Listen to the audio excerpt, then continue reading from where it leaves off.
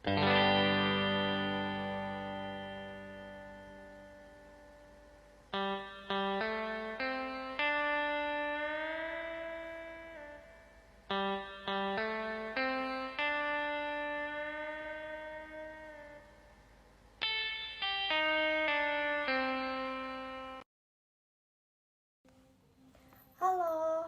Assalamualaikum warahmatullahi wabarakatuh. Perkenalkan, saya Recia Helena Putri Henry dan ini rekan saya.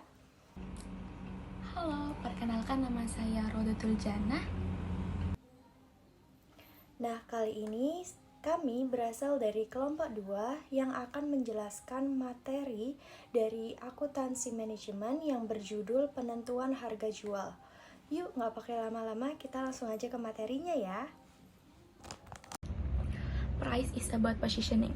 Sebagaimana yang kita ketahui bahwa harga itu bukan hanya sekedar angka yang tertera di dalam label produk. Akan tetapi di dalam dunia pasar yang kompetitif ini, harga itu memiliki peran krusial dalam memposisikan suatu produk di dalam benak konsumen, menentukan persepsi mereka terhadap nilai dan kualitasnya, serta memengaruhi keputusan pembelian terhadap produk tersebut. Lebih dari itu, strategi penetapan harga yang tepat dapat menjadi kunci untuk mencapai target pasar, meningkatkan profit, dan membangun kekuatan merek yang langgeng antara konsumen dan produk tersebut. Oleh karena itu, dalam pembahasan ini kita akan menyelami dunia positioning yang mana berkaitan dengan harga. Kita juga akan menentukan harga yang strategis untuk menempatkan posisi suatu produk untuk bisa berada di posisi yang unggul, sehingga bisa mengalahkan harga-harga produk di persaingan pasar ini. Oke, selanjutnya kita ke pengertian penentuan harga jual, yang dimana menurut Kotler and Keller menyatakan bahwa harga jual ini merupakan sejumlah uang yang dibebankan atas suatu produk atau jasa, atau jumlah dari nilai yang ditukar konsumen atas manfaat-manfaat karena memiliki atau menggunakan produk atau jasa tersebut. Harga ini juga mempunyai peranan yang sangat penting sebagai alat bantu untuk sukses dalam strategi pemasaran. Selain itu, harga juga merupakan pertanda bagi pembeli, instrumen persaingan, dan cara meningkatkan kinerja finansial. Oleh karena itu, harga ini sangat berpengaruh dalam strategi pemasaran dan juga dalam persaingan pasar, yang dimana harga ini akan menentukan keputusan pembelian konsumen terhadap produk yang akan dibeli ini atau tidak. Oke, selanjutnya kita akan membahas hubungan penentuan harga jual, yang dimana menurut Supriyono tahun 2001, penentuan harga jual ini berhubungan dengan dua hal. Yang pertama, kebijakan penentuan harga jual, dan yang kedua, keputusan penentuan harga jual. Yang pertama, saya akan menjelaskan tentang kebijakan penentuan harga jual. Kebijakan penentuan harga jual ini adalah pernyataan sikap manajemen terhadap penentuan harga jual produk atau jasa. Kebijakan tersebut tidak menentukan harga jualnya, namun kebijakan ini menetapkan faktor-faktor yang perlu dipertimbangkan dan aturan dasar yang perlu diikuti dalam penentuan harga jual suatu produk. Dan yang kedua ada keputusan penentuan harga jual. Keputusan penentuan harga jual ini adalah penentuan harga produk atau jasa suatu organisasi yang umumnya dibuat untuk jangka pendek. Keputusan ini dipengaruhi oleh kebijakan penentuan harga jual, pemanfaatan kapasitas, dan tujuan organisasi tersebut. Baik, selanjutnya saya akan membahas tentang penentuan harga jual. Pada slide penentuan harga jual, terdapat tujuan penetapan harga jual dan faktor-faktor yang mempengaruhi harga jual. Baik, yang pertama saya akan membahas tentang tujuan penetapan harga jual. Di situ ada apa aja sih? Yang pertama ada profit maximization pricing atau maksimalisasi keuntungan. Yang kedua ada market share pricing atau pendapatan laba untuk merebut pangsa pasar. Yang ketiga ada market skimming pricing. Yang keempat ada current revenue pricing atau penetapan laba untuk pendapatan maksimal. Yang kelima ada target profit pricing. Yang keenam ada promotional pricing atau penetapan untuk untuk promosi. Selanjutnya yaitu ada faktor-faktor apa saja sih yang mempengaruhi harga jual. Yang pertama yaitu ada estimasi permintaan dan elastisitas harga. Yang kedua ada selera konsumen. Yang ketiga ada persaingan. Yang keempat ada keadaan ekonomi, dan yang terakhir yaitu kelima ada biaya. Masih pada slide penentuan harga jual, di sini ada dua topik yang dibahas. Yang pertama ada harga pokok produksi, yang kedua ada jenis biaya produk. Nah, harga pokok produksi itu apa? Perhitungan harga pokok produksi adalah hal yang perlu diperhatikan dalam penentuan harga jual suatu produk. Perhitungan harga pokok produksi yang tepat dan akurat merupakan hal yang perlu dilakukan oleh setiap perusahaan. Karena tanpa adanya perhitungan harga pokok produksi yang tepat dan akurat, perusahaan manufaktur yang bersangkutan akan mengalami masalah dalam penentuan harga jual suatu produk. Yang selanjutnya yaitu ada jenis biaya produksi. Harga pokok produksi pada perusahaan industri terdiri dari biaya bahan baku, biaya tenaga kerja langsung, dan biaya overhead pabrik. Biaya bahan baku dan biaya tenaga kerja langsung dapat langsung dibebankan ke produk, sedangkan biaya overhead pabrik ada kelompok yang dapat ditelusuri secara langsung dan tidak langsung ke produk. Pembebanan biaya overhead ke produk harus dilakukan secara tepat karena perhitungan harga pokok produksi akan berpengaruh kepada keputusan penetapan harga dan akan mempengaruhi tingkat profitabilitas perusahaan yang ingin dicapai. Sehingga jika kita ingin menghitung biaya overhead, biaya tenaga kerja langsung dan biaya bahan baku itu beda-beda. Jadi kita harus memastikan bahwa kita menghitung secara benar. Selanjutnya yaitu manfaat informasi biaya penuh dalam keputusan penentuan harga jual keuangan. Biaya memberikan informasi batas bawah suatu harga jual yang harus ditentukan. Hal tersebut dikarenakan jika harga jual ditentukan di bawah biaya penuh, maka perusahaan akan mengalami kerugian. Oleh sebab itu, menurut Mulyadi 2001, mengatakan bahwa informasi terhadap biaya penuh memberikan manfaat bagi manajer penentu harga jual dalam pengambilan keputusan penentu harga jual, yaitu yang pertama ada biaya penuh merupakan titik awal untuk mengurangi ketidakpastian yang dihadapi oleh pengambil keputusan. Yang kedua, biaya penuh merupakan dasar yang memberikan perlindungan bagi perusahaan dari kemungkinan kerugian.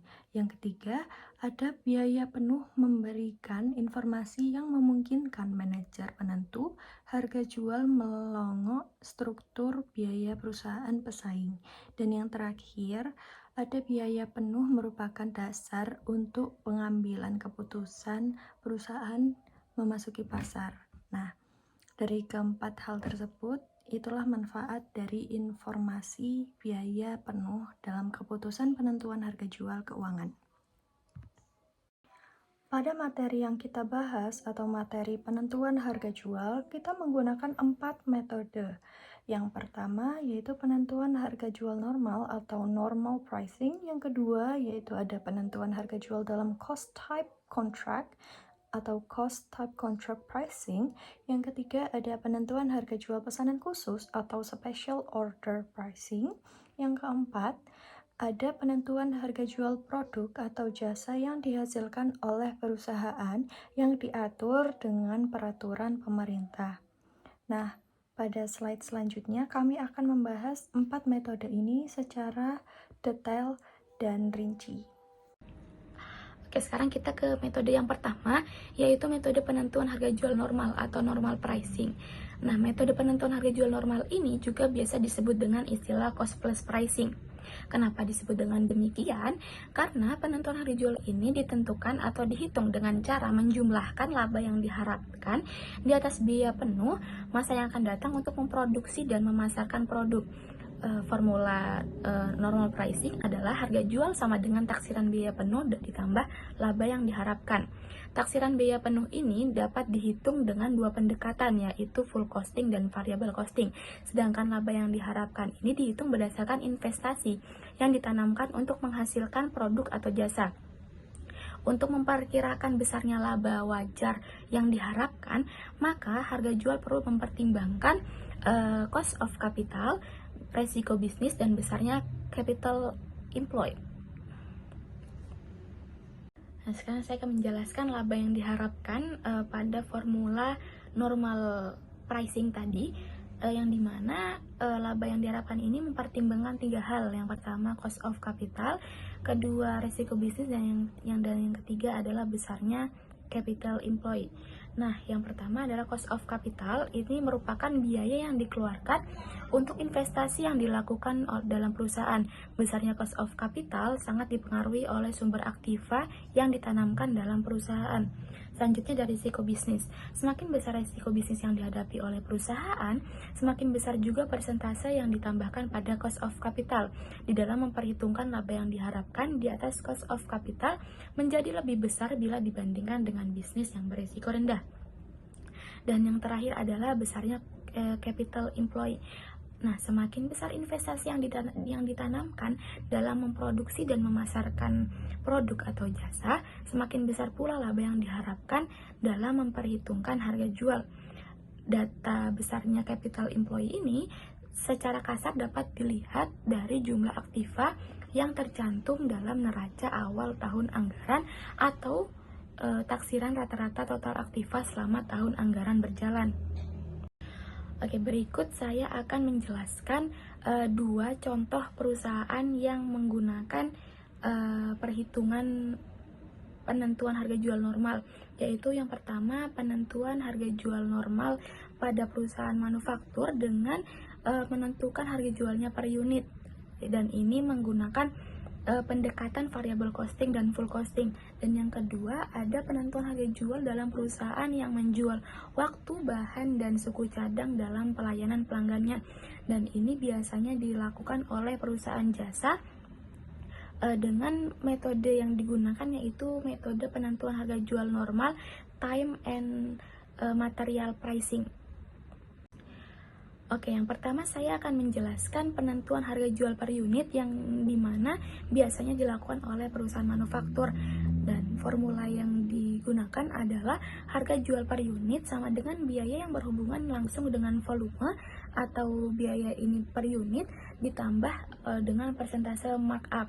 Persentase markup di sini dihitung dengan formula sama dengan ekspektasi laba ditambah biaya non produksi. Ekspektasi laba ini juga dihitungkan dengan perhitungan penjumlahan ROI atau Return of Investment ditambah dengan aktiva. Oke, langsung saja kita ke contoh soal pendekatan variable costing dan full costing. Manajer pemasaran PTX sedang mempertimbangkan penentuan harga jual produk A untuk tahun anggaran yang akan datang.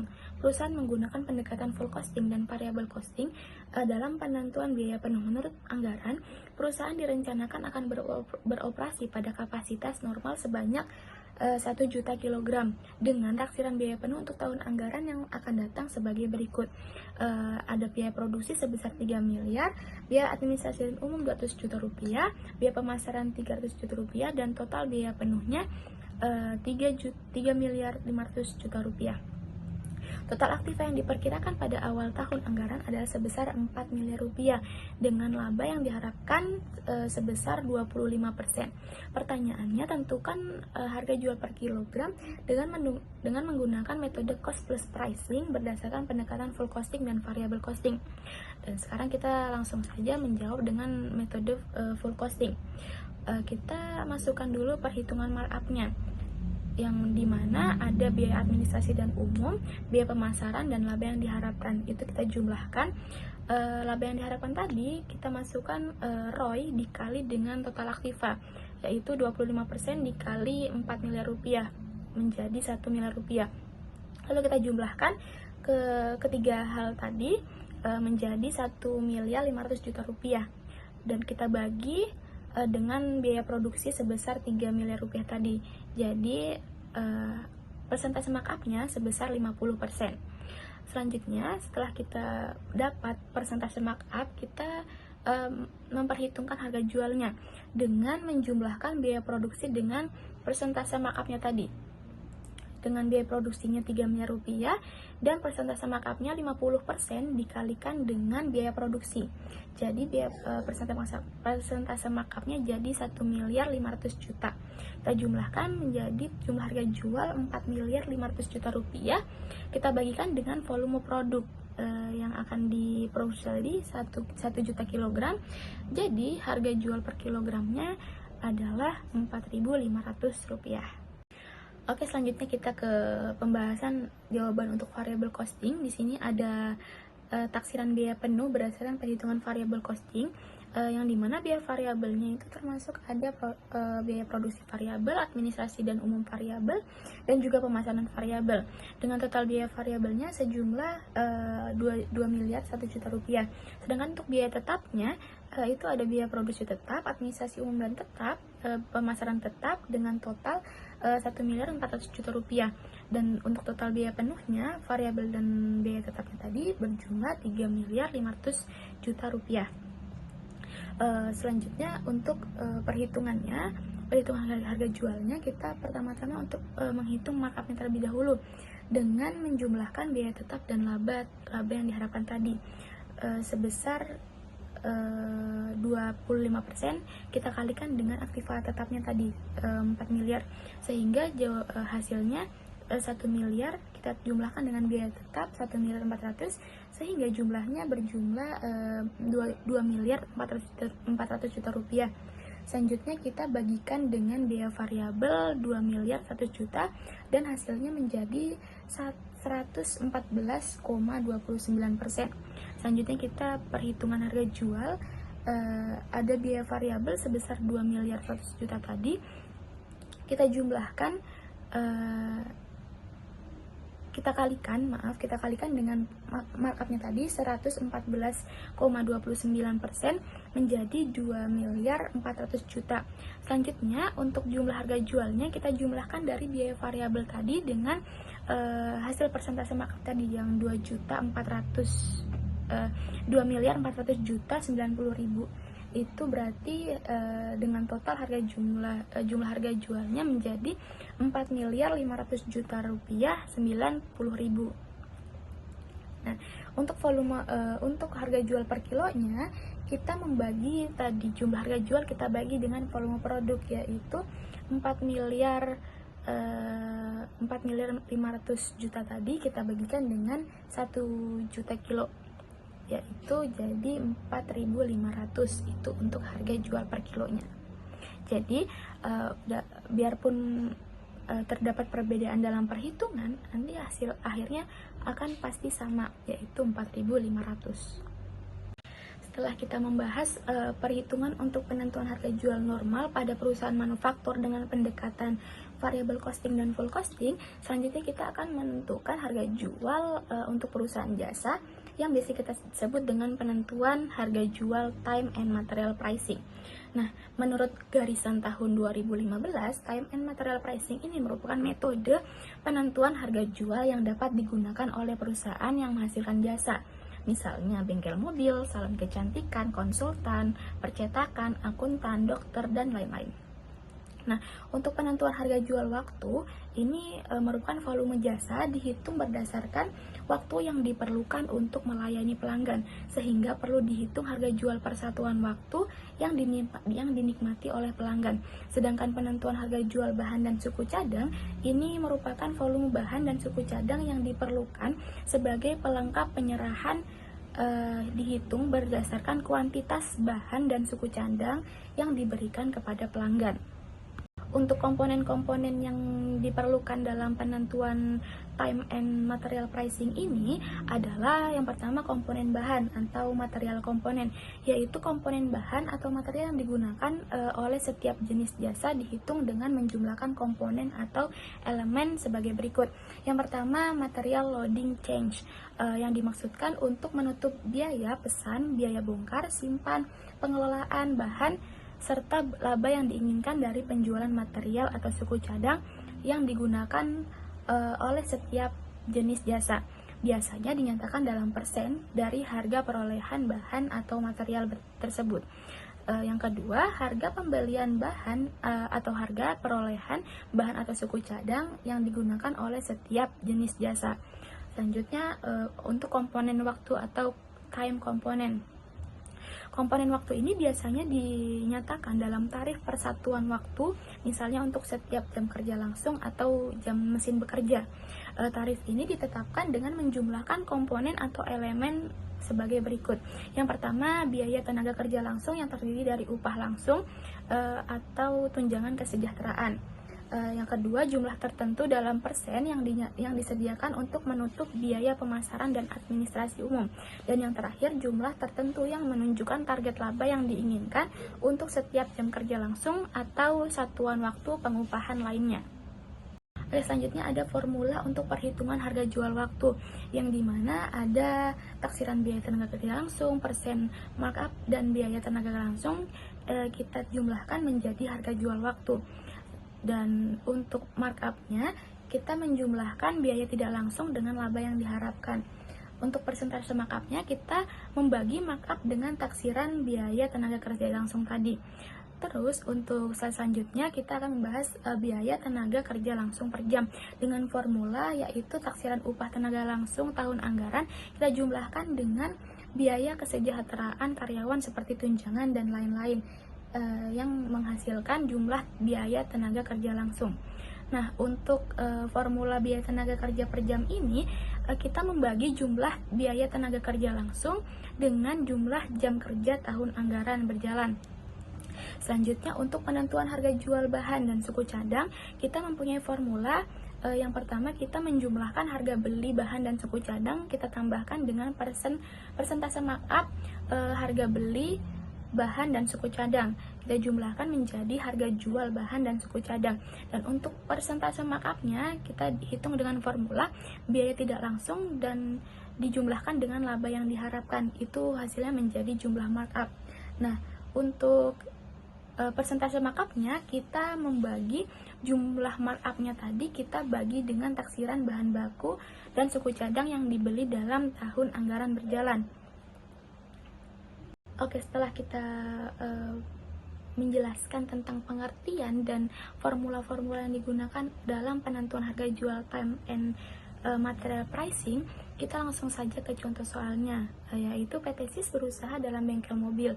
Manajer pemasaran PT SIS sedang mempertimbangkan penentuan harga jual jasa reparasi untuk tahun anggaran yang akan datang. Perusahaan mempekerjakan 6 mekanik dan 4 ahli listrik dalam departemen bengkel. Menurut anggaran, perusahaan direncanakan akan beroperasi pada kapasitas normal sebanyak 300 hari dan setiap harinya bekerja selama 7 jam kerja. Jumlah aktiva yang digunakan di departemen bengkel sebesar 60 juta rupiah, sedangkan di departemen suku cadang sebesar 28 juta rupiah. Dan untuk tarif kembalian investasi yang diharapkan atau rate of ROI-nya sebesar 25%. Berikut taksiran jam kerja tenaga langsung untuk tahun anggaran yang akan datang sebagai berikut.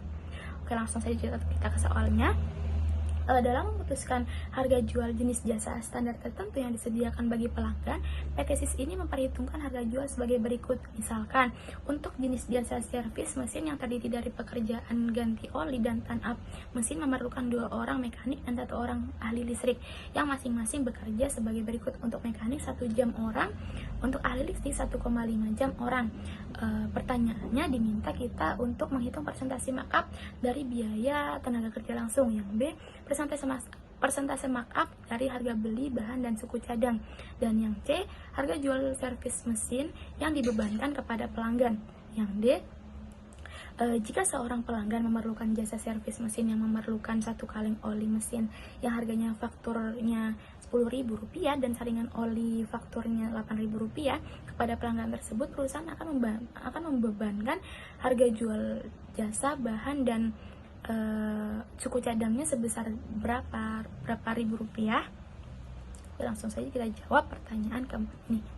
Yang pertama, kita menentukan persentase markup dari biaya tenaga kerja langsung dengan kita menjumlahkan biaya tidak langsung bengkel sebesar Rp16.000, Rp16.500.000 kita tambahkan dengan laba yang diharapkan tadi sebesar Rp15 juta dan jumlahnya sebesar Rp31.500.000. Kita bagi dengan biaya tenaga kerja langsung sebesar Rp40.500 dan kita ketemu persentase markupnya sebesar 78%. Untuk pertanyaan B, kita jawab dengan persentase markup dari harga beli bahan dan suku cadang. Kita menjumlahkan gaji tenaga kerja toko, biaya listrik, dan biaya kantor menjadi jumlah biaya tidak langsung, itu berjumlah Rp10 juta. Kita juga menjumlahkan jumlah tadi dengan laba yang diharapkan sebesar 7 juta, sehingga jumlah biaya langsung di jumlah laba yang diharapkan sebesar Rp17 juta. Setelah itu kita bagikan jumlah tadi dengan taksiran harga beli bahan dan suku cadang sebesar Rp23.800.000. Jadi persentase markup dari harga beli bahan dan suku cadang sebesar 71%. Selanjutnya untuk pertanyaan yang C, ada harga jual servis mesin yang dibebankan kepada pelanggan.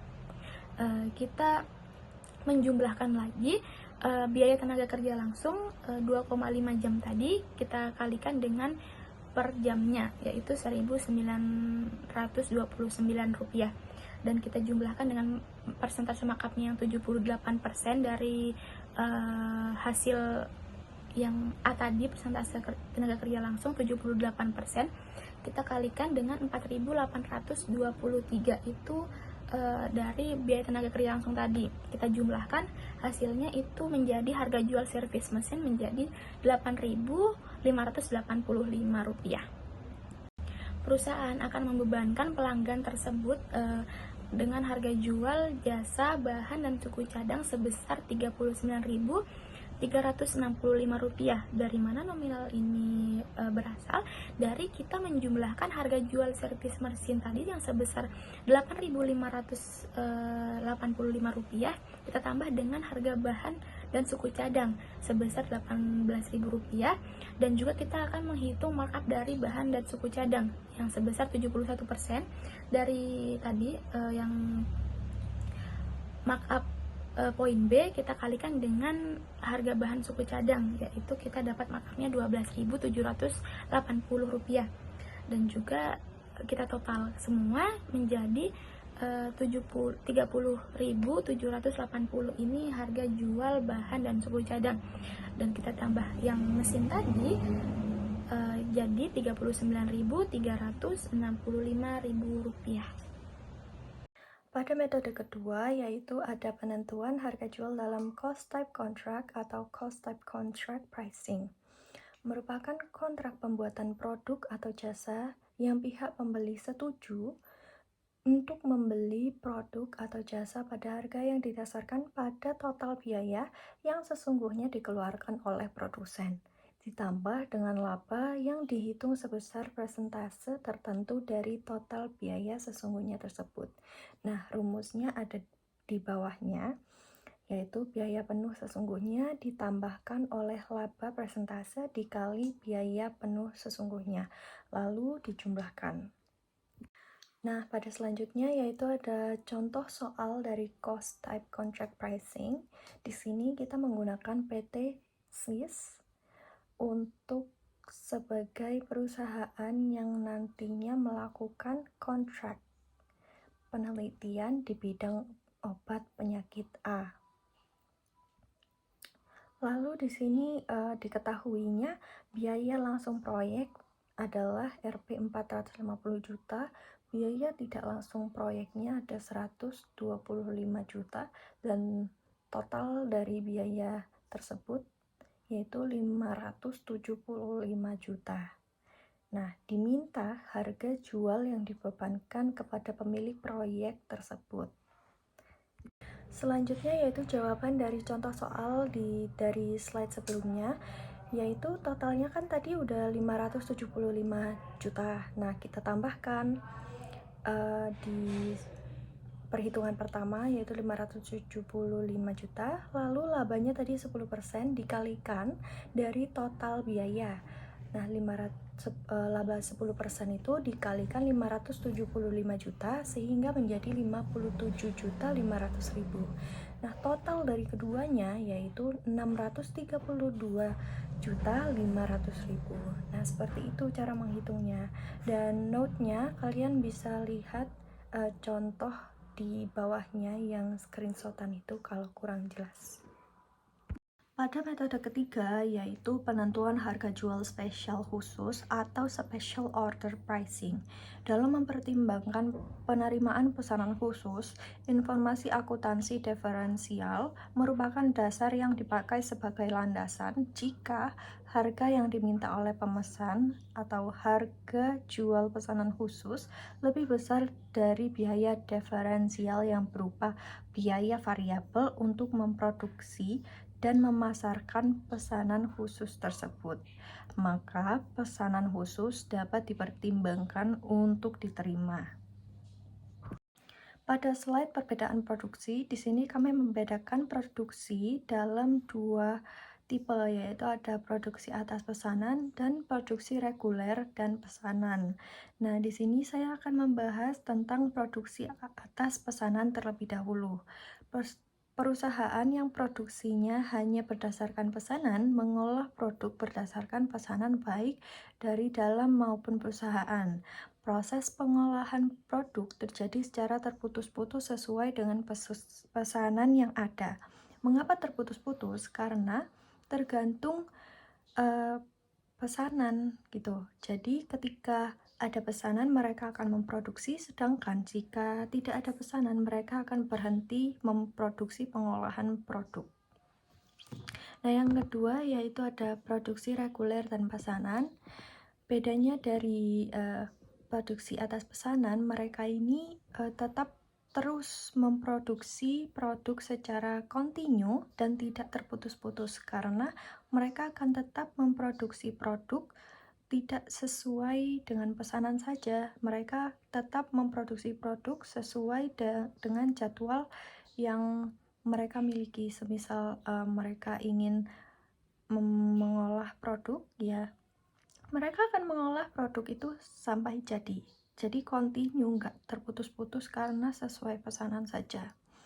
Nah, di sini informasinya ada produksi secara reguler memberikan pelayanan khusus dan pemanfaatan kapasitas produksi yang menganggur, sehingga mampu meningkatkan produktivitas perusahaan. Proses pengolahan produk dilakukan secara kontinu dan tidak terputus-putus seperti yang sudah saya jelaskan tadi.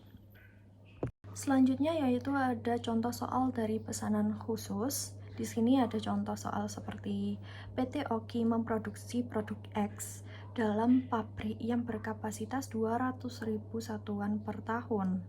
Untuk tahun 2016, perusahaan merencanakan produksi dan menjual produk X sebanyak 150.000 satuan dengan harga 1.250 per satunya.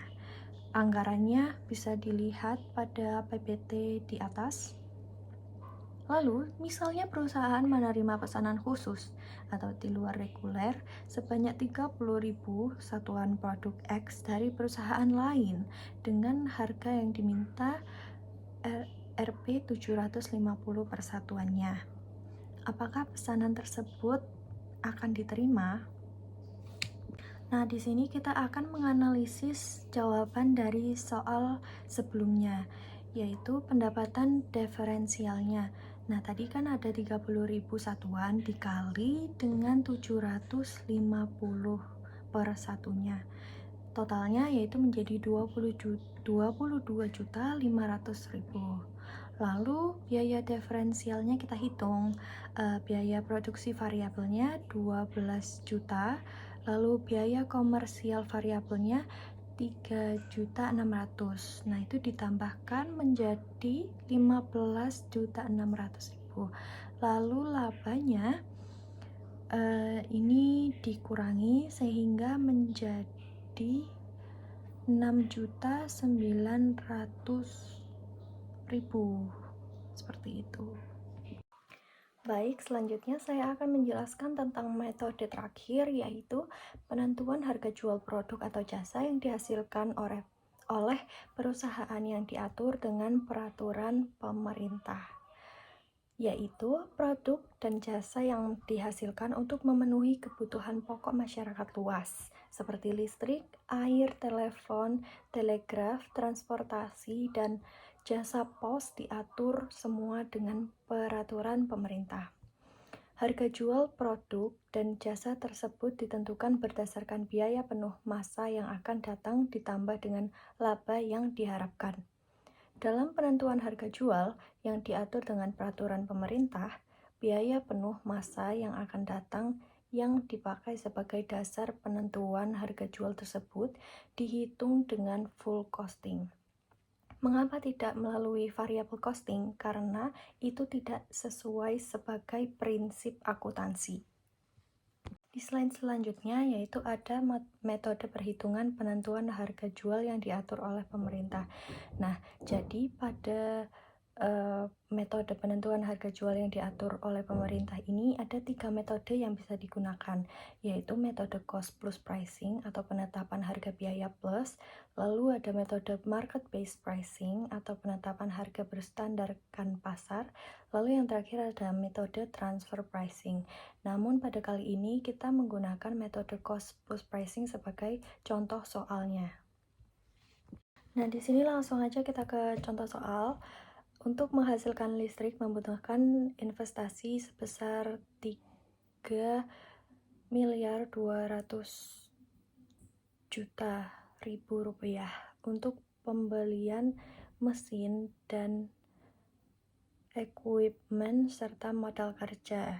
Nah, di sini diketahuinya ada biaya bahan baku 4 miliar, lalu biaya tenaga kerja langsung ada 3 miliar, lalu ada biaya overhead pabrik sudah termasuk variabel dan tetap bertotal 8 miliar rupiah. Lalu jumlah taksiran biaya produksi ada 15 miliar rupiah. Taksiran biaya non produksi setahun terdiri dari biaya pemasaran sebesar 1.500.000.000 rupiah dan biaya administrasi dan biaya umum sebesar 700 juta rupiah. Diputuskan laba wajar untuk perusahaan listrik tersebut adalah 25% dari investasinya. Selanjutnya kita akan membahas jawaban dari soal sebelumnya, yaitu di sini ada perhitungan markup dan perhitungan harga jual per kWh. Pertama kita akan menghitung perhitungan markup terlebih dahulu. Nah, yang pertama ada taksiran biaya administrasi dan umum sebesar 700 juta, lalu yang kedua ada taksiran biaya pemasaran sebesar 1.500.000.000 rupiah. Dan ada laba yang diharapkan 25% dikalikan dengan 3.200.000.000 rupiah. Sehingga bertotalkan berjumlahkan 3 miliar rupiah. Lalu ada taksiran biaya produksi sebesar 15 miliar rupiah dan persentase markupnya dari biaya produksi itu sebesar 20%. Selanjutnya kita akan menghitung harga jual per kWh. Nah, di sini ada biaya bahan baku sebesar 4 miliar rupiah, lalu ada biaya tenaga kerja langsung sebesar 3 miliar rupiah, lalu ada biaya overhead pabrik, variabel dan tetap sebesar 8 miliar. Nah, ini tadi semua dijumlahkan sehingga menghasilkan 15 miliar rupiah. Lalu markup 20% dan taksiran biaya produksi sebesar 3 miliar rupiah ini ditambahkan dengan 15 miliar sehingga menghasilkan total harga jual yang bertotal 18 miliar rupiah. Lalu ada volume produksi yang totalnya 100 juta rupiah sehingga harga jual listrik per kWh-nya hanya 180. Baik, sekian pemaparan materi presentasi kelompok kami. Saya Rodutul Janah dan rekan saya. Halo, dan saya Rachia Helena Putri Andri. Pamit undur diri. Wassalamualaikum warahmatullahi wabarakatuh. Sampai jumpa.